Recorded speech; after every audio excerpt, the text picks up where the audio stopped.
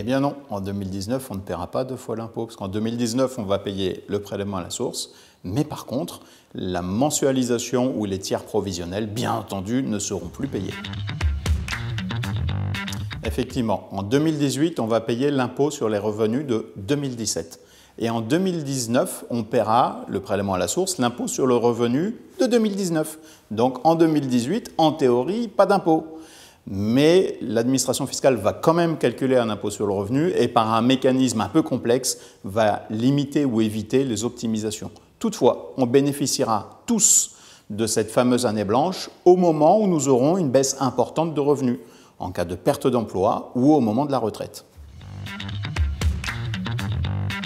Malheureusement, non, elle ne sera pas supprimée. On va conserver la déclaration sous son même format et donc sa même complexité et exactement sur la même période.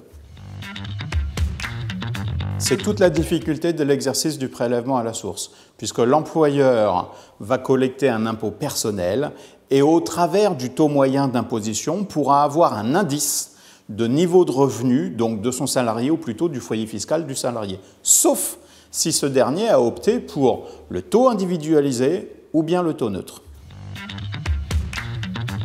Oui, les entreprises ont bien raison de s'inquiéter.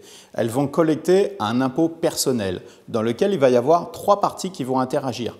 D'abord, l'entreprise qui fait les bulletins de paye, le salarié qui pourra modifier le taux en choisissant sur option le taux individualisé ou le taux neutre, et bien entendu l'administration fiscale qui calcule ce taux.